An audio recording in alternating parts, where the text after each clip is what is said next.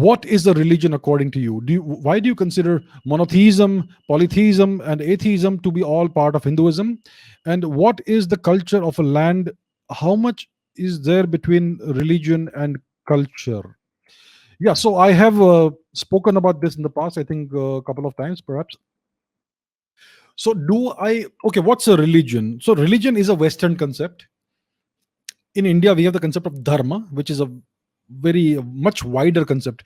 In the Western perception of religion, a religion is something that has one prophet, one God, and one book, and everybody follows that. That is the Western concept of religion, and that has been force fitted on Eastern cultures.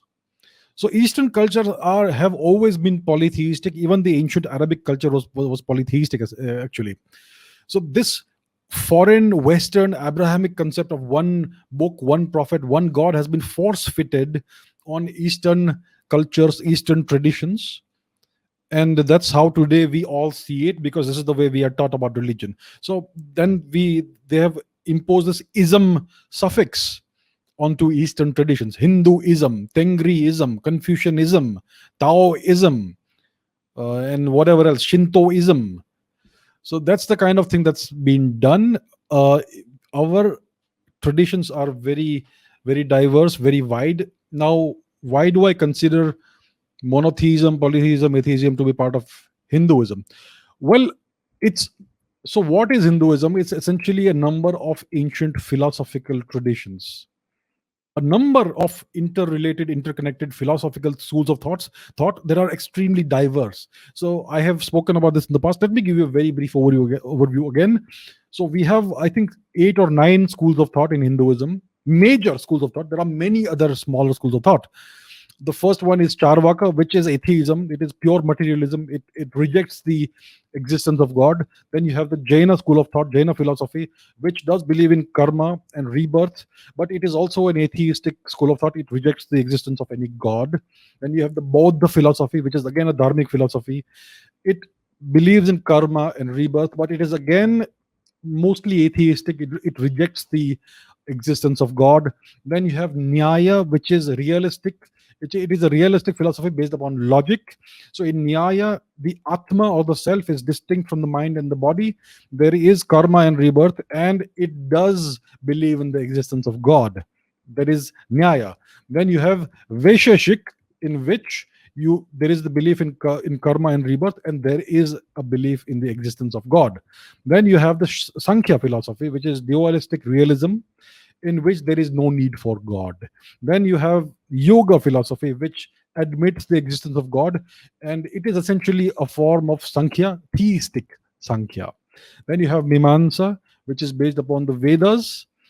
So in this philosophy, the soul is immortal, it is eternal, but there is no supreme God, there is no creator God. So this is a skeptical theory, atheistic theory to some extent. It does believe in the law of karma.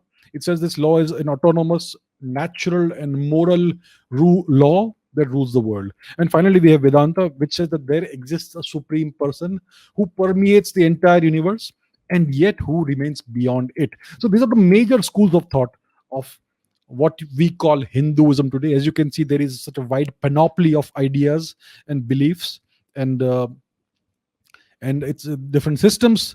So you have monotheistic aspects to it. Like Vedanta says, there is a supreme person who permeates the universe and yet is beyond it. So you could interpret that as kind of being monotheistic, but there are so many different aspects of this divinity which manifest themselves in a variety of ways, which we call these different gods, right? 64 crore gods, or whatever the hell they call it in Hinduism. It's not 64 crore gods. This is the Western concept. It's a Western myth. Anyhow, so you have polytheism, you have monotheism, you also have skepticism in atheism, you have materialism, and you have spiritualism and whatnot. So it's a very diverse tradition, so many different schools of thought, and therefore all of these schools of thought, they encompass all of these different viewpoints and philosophies, and they are all part of Hinduism. However, the Abrahamic Abrahamic monotheism is in no way part of dharma. It is actually adharma if you look at it strictly, because it talks about one God, one prophet, and one book, and everybody is forced to believe that. You can't go beyond that. There is no, you're not allowed to question anything. You have to blindly obey, blind obedience. That is not a dharmic way of looking at anything. So those uh, belief systems are clearly not part of Hinduism. But the ones I just mentioned, the various ancient Indian schools of thought, philosophical thought, those diverse viewpoints are all part of Hinduism.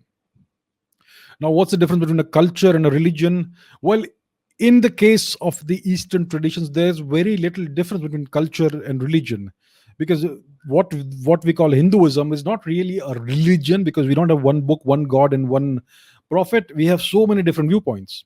So that is all. Whatever practices you have in a society, in a civilization like India, that's all culture. So it manifests itself in the way you dress, the kind of dress you wear, the kind of languages you speak, the kind of festivals you celebrate, the kind of traditions you follow, um, the kind of practices you have, rituals you have, all of that, the kind of music you play, the kind of cuisine you have, all of that forms what's called culture.